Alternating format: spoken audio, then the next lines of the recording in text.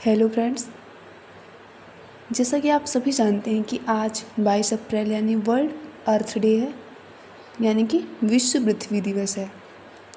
दोस्तों, हर साल 22 अप्रैल को विश्व पृथ्वी दिवस मनाया जाता है। ये दिन हर साल जलवायु संकट और पर्यावरणीय समस्या की ओर ध्यान आकर्षित करने के लिए यह दिन मनाया जाता है।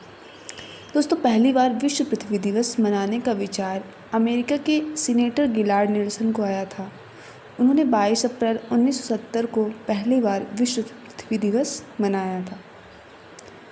पृथ्वी दिवस 2021 यानी इस साल का थीम है रीस्टोर आवर अर्थ।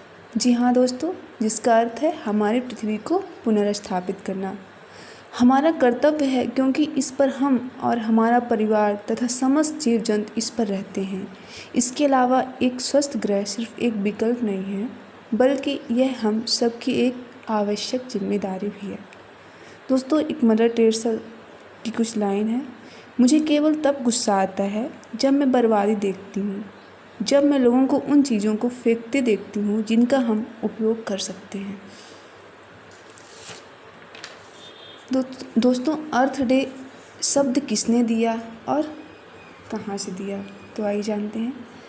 पृथ्वी दिवस को ही हम अर्थ डे कहते हैं। अर्थ डे शब्द को लोगों के बीच सबसे पहले लाने वाले जूलियन कोनिंग थे। साल 1969 में उन्होंने सबसे पहले इस शब्द से लोगों को अवगत कराया था। पर्यावरण संरक्षण से जुड़े इस आंदोलन को मनाने के लिए उन्होंने अपने जन्मदिन की तारीख 22 अप्रैल को चुना। जी हाँ दोस्तों, पृथ्वी दिवस लगभग 152 देशों के द्वारा वैश्विक आधार पर सालाना इस दिन को मनाने की शुरुआत की गई।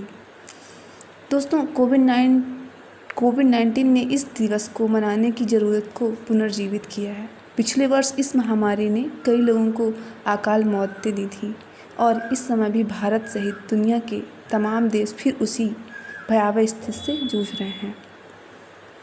भारत की स्थिति तो इस समय बेहद चिंताजनक है। इस दिन लोग धरती की सुरक्षा से संबंधित बाहरी गतिविधियों में शामिल होते हैं, जैसे नए पेड़ पौधों को लगाना, पौधारोपण, सड़क के किनारे का कचरा हटाना, गंदगियों का पुनर्चक्रण करना, ऊर्जा संरक्षण आदि। जी हाँ दोस्तों, पृथ्वी एक ऐसा ग्रह है जिसमें हम सब धरती माँ के रूप में देखते हैं, यानी जिसे हम धरती माँ के रूप में जानते हैं। यह हम सभी को पालती है, हमारा पोषण करती है, लेकिन दिन ब दिन पृथ्वी की स्थिति दयनीय होती जा रही है। ओजोन लेयर में छेद हो रह चुका है, जलवायु परिवर्तन हो रही है, मनुष्य पृथ्वी के प्रति अपने कर्तव्यों से भाग रहा है।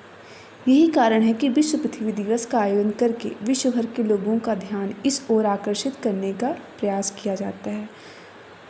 दोस्तों, पृथ्वी पर जैसे जैसे आबादी बढ़ती जा रही है, यहाँ प्रदूषण, प्राकृतिक संसाधनों का दोहन बढ़ते असंतुलन के कारण वो दिन अब दूर नहीं है जब पृथ्वी पर रहने का स्थान नहीं बचेगी।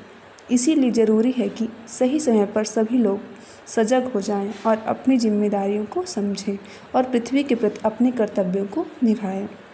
दोस्तों, पृथ्वी को स्वच्छ रखने का संकल्प लेना ही अर्थ डे नहीं का रिटर्न गिफ्ट है, यानी पृथ्वी को स्वच्छ रखने का संकल्प लेना ही अर्थ डे का रिटर्न गिफ्ट है। पृथ्वी हर आदमी की ज़रूरत को पूरा करने के लिए पर्याप्त है, लेकिन हर आदमी के लालच को नहीं। ये किसने कहा था? महात्मा गांधी ने। दोस्तों, आइए हम कुछ महत्वपूर्ण पर्यावरणविद के महान सुप्रसिद्ध पर्यावरणविद समाज सेविकाओं के बारे में जानते हैं। हमारी शालूमरदा थिमक्का, ये कर्नाटक की रहने वाली हैं। ये सुप्रसिद्ध पर्यावरणविद एवं सामाजिक कार्यकर्ता भी हैं। थिमक्का ने 400 बरगद के वृक्षों सहित 8000 से अधिक वृक्षों को लगाया था, जिससे उन्हें वृक्ष माता की उपाधि से नवाजा गया। जी हाँ दोस्तों, 107 वर्षीय शालूमरदा को राष्ट्रपति श्री रामनाथ कोविंद ने 16 मार्च 2019 को पद्मश्री पुरस्कार से भी नवाजा। दूसरी नंबर की हमारे केरल की रहने वाली हैं सुगाथा कुमारी। सुगाथा कुमारी प्राकृतिक संरक्षण समिति की संस्थापिका हैं। इन्होंने केरल की साइलेंट वैली को बचाने के लिए चलाए गए आंदोलन सेव साइलेंट वैली आंदोलन में महत्वपूर्ण भूमिका निभाई थी। दोस्तों, इन्हें मनलेच्छुत के लिए वर्ष 2012 के सरस्वती सम्मान से अलंकित किया गया है। हमारे तीसरे नंबर के पर्यावरणविद हैं अनुपम मिश्र जाने माने पर्यावरण और पर्यावरण संरक्षण के प्रति जन चेतना जागृत करने वाले श्री मिश्र के प्रयास से ही देश में पर्यावरण सुरक्षा का विभाग खुला है। दोस्तों, हमारे चौथे नंबर के पर्यावरणविद हैं डॉक्टर रामदेव मिश्रा। जी हाँ दोस्तों, प्रोफेसर रामदेव मिश्रा भारत में पारिस्थितिकी के जनक भी कहे जाते हैं।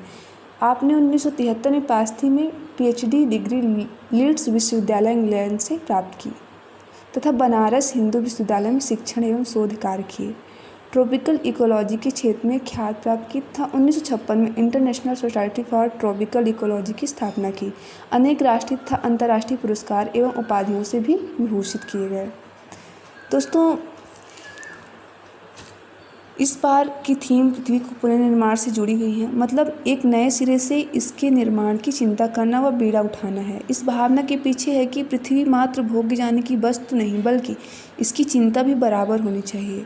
आज पृथ्वी के बड़े संकटों में इसका बढ़ता तापमान प्रमुख मुद्दा है। नदी हो या वन, सभी किसी न किसी तरह के पर्यावरणीय संकटों से गुजर रहे हैं। 70% पानी के स्रोत दुनिया भर के हिमखंड धीरे धीरे अपनी क्षमताएं खोते जा रहे हैं। ये एक तरह से पानी की फिक्स डिपॉजिट रहे हैं, जो नदियों के माध्यम से हमेशा पानी की उपलब्धता बनाए रहते हैं, लेकिन इनके हालात बेहद बुरी स्थिति में पहुंच चुके हैं। दोस्तों, ताज़ा उदाहरण अंटार्कटिका ही है। जियोफिजिकल रिसर्च लेटर ने प्रकाशित एक रिपोर्ट के अनुसार उद्योगों के कारण पृथ्वी का तापमान 4 डिग्री सेल्सियस तक बढ़ सकता है। इससे 1/3 बर्फ पिघलकर समुद्र में पहुंच जाएगी और धरती पर सैलाब आ जाएगा। वैज्ञानिकों का मानना है कि तापमान किसी भी कीमत पर 2 डिग्री सेल्सियस से ज़्यादा नहीं बढ़ना चाहिए। दोस्तों, वैसे भी 1.5 डिग्री सेल्सियस से करीब 14% बर्फ पिघल सकती है। इस अध्ययन के अनुसार अलास्का में 39 मील लंबी हिमनद बढ़ते तापमान के कारण करीब 100 गुना तेज गति से बहना शुरू हो चुकी है। हिमालय के हिमखंड भी अच्छे हालात में नहीं कहे जा सकते। चमोली में हुई घटना हमारे सामने है दोस्तों, जब फरवरी के पहले सप्ताह में बड़े हिमस्खलन के कारण बड़ा जानमाल का नुकसान हुआ। इस घटना में 200 से ज़्यादा लोगों की जानें गईं और करोड़ों का नुकसान हुआ था। दोस्तों, दुनिया में वनों के हालात तो और भी बदतर होते जा रहे हैं। औद्योगिक क्रांति के बाद दुनिया के आधे से ज़्यादा वन समाप्त हो गए हैं। भारत में ही 1988 से 2000 के बीच 100 मिलियन हेक्टेयर वन इसकी चपेट में 100 मिलियन हेक्टेयर वन इसकी भेंट में चढ़ाए गए हैं। दोस्तों, वनों की भूमिका को ऐसा समझा जाना चाहिए कि ये हवा, पानी, मिट्टी केंद्र होते हैं। वनों की कमी इन तीनों पर ही बड़े संकट पैदा करती है। वर्षा जनित नदियाँ इसकी परिणति हैं। देश की वर्षा नदियाँ बड़े खतरे में पहुंच चुकी हैं और कारण इनके जलागमों से वनों का सफाया ही है। अब ये नदियाँ बाढ़ ही लाती हैं या पूरी तरह सूख कर समाप्त की ओर बढ़ रही हैं। इन नदियों पर निर्भर तालाब कुएं भी विदा हो चुके हैं। स्वतंत्रता के बाद 24 लाख में से हमारे पास मात्र 5 लाख तालाब ही बचे हुए हैं। दोस्तों, औसतन 1 मीटर पानी हर वर्ष इन कुओं से नीचे जा रहा है और लाखों कुएं पाताल में पहुंच गए हैं। दोस्तों, हवा के हालात और भी ज़्यादा बदतर होते चले जा रहे हैं। एक रिपोर्ट के अनुसार दुनिया भर में 92% लोग किसी न किसी रूप में वायु प्रदूषण से प्रभावित हैं। पृथ्वी एक सबसे बड़ा अंग मिट्टी भी बहुत तेज़ी से खो चुकी है। खेती में केमिकल फर्टिलाइजर्स का बहुतायत में प्रयोग हो रहा है। दुर्भाग्य है कि हमने इन सब के संरक्षण पर चिंता न रखते हुए इनके विकल्पों पर ज़्यादा जोर दिया है। उदाहरण के लिए, जब पानी खत्म होता तो हमने पानी के व्यापार, चाहे वो प्यूरीफायर हो या फिर बोतलों का, इन बढ़ते व्यापार ने भी पानी को एक नए तरह के संकट में डाल दिया है। दोस्तों, वहीं दूसरी तरफ जल प्राणवायु संकट में आए तो फिर हम एयर प्यूरीफायर भी ले आए और साथ में आने वाले समय में एक बड़े व्यवसाय के रूप में ऑक्सीजन प्लाजा के नाम से एक व्यापार भी शुरू हो चुका है। मिट्टी तो पहले ही व्यापार की बलि चढ़ चुकी है। पृथ्वी को अगर बचाना है तो पृथ्वी दिवस में माता भूमि पुत्रोहम पृथ्व्या जैसे पुराणों में कहे गए वक्तव्यों को जेहन में रखते हुए इसके संरक्षण पर ज़्यादा जोर देना चाहिए। जी हाँ दोस्तों, धन्यवाद।